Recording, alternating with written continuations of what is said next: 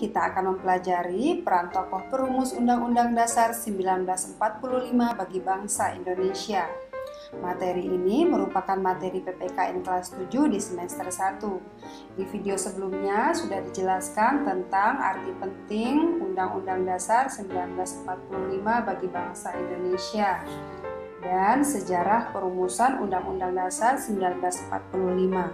Nah, sekarang kita akan mempelajari siapa saja tokoh perumus Undang-Undang Dasar 1945 dan bagaimana perannya bagi bangsa Indonesia.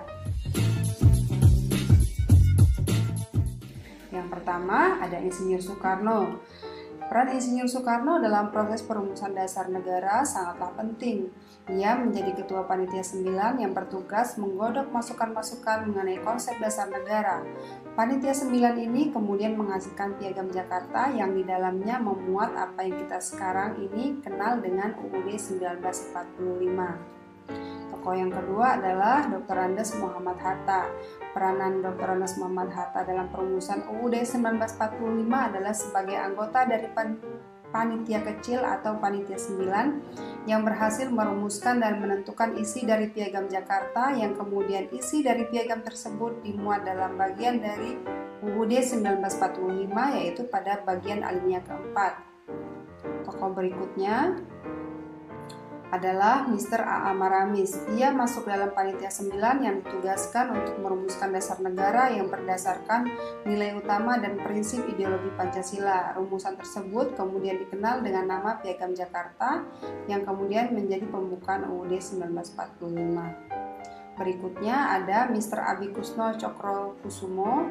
Ia merupakan anggota panitia 9 juga yang merancang pembukaan UUD 1945 dan dikenal sebagai Piagam Jakarta. Setelah kemerdekaan, ia menjabat sebagai Menteri Perhubungan dalam Kabinet Presidensial pertama Soekarno dan juga menjadi penasihat Biro Pekerjaan Umum. Tokoh selanjutnya adalah Abdul Qahar Muzakir. Ia adalah tokoh yang menjadi salah satu tokoh Islam yang berbicara tentang Islam sebagai dasar negara bersama tokoh lain seperti Buya Hamka, Muhammad Natsir, Mr. Kasman Simodimejo dari Masyumi, Kiai Haji Saifuddin Zuhri, Kiai Haji Maskur, Kiai Haji Wahab Hasbullah dari Partai NU dan lain sebagainya. Kemudian tokoh berikutnya adalah Haji Agus Salim. Menjelang proklamasi kemerdekaan, Haji Agus Salim termasuk salah satu anggota Panitia 9 dalam BPUPKI. Ketika masa kemerdekaan, Kiai Haji Agus Salim dipercaya menjadi Menteri Dalam Negeri pada Kabinet Syahrir dan beliau juga pernah ditunjuk sebagai Menteri Luar Negeri dalam Kabinet Hatta. Tokoh berikutnya adalah Kiai Haji Wahid Hasyim. Kiai Haji Abdul Wahid Hasyim juga termasuk salah satu anggota Panitia 9 dalam BPUPKI dan juga anggota BPKI. Ia mempunyai peranan penting dalam perumusan dasar negara bersama dengan tokoh Islam lainnya menyetujui adanya perubahan rumusan sila pertama dari Pancasila. Kemudian tokoh berikutnya Ahmad Subarjo. Konsep naskah proklamasi disusun oleh Bung Karno, Bung Hatta dan Ahmad Subarjo di rumah Laksamana Muda Maeda. Setelah selesai dan berargumentasi dengan para pemuda, dini hari 17 Agustus 1945 Bung Karno pun segera memerintahkan Saitu Melik untuk mengetik naskah proklamasi. Tokoh berikutnya adalah Muhammad Yamin. Pada masa pendudukan Jepang, Yamin bertugas pada Pusat Tenaga Rakyat atau PUTRA, sebuah organisasi nasionalis yang disokong oleh pemerintah Jepang. Pada tahun 1945, ia terpilih sebagai anggota BPUPKI. Dalam sidang BPUPKI, Yamin banyak memainkan peran.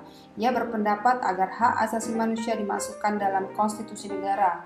Ia juga mengusulkan agar wilayah Indonesia pasca kemerdekaan mencakup Sarawak, Sabah, Semenanjung Malaya, Timor Portugis, serta semua wilayah Hindia Belanda. Soekarno yang juga merupakan anggota BPUPKI menyokong ide Yamin tersebut. Tokoh berikutnya, ya ini sudah 9, sudah ya. Oke, demikian peranan tokoh perumus UUD 1945 bagi bangsa Indonesia. Semoga video ini bermanfaat. Sampai jumpa dalam video berikutnya. Assalamualaikum warahmatullahi wabarakatuh.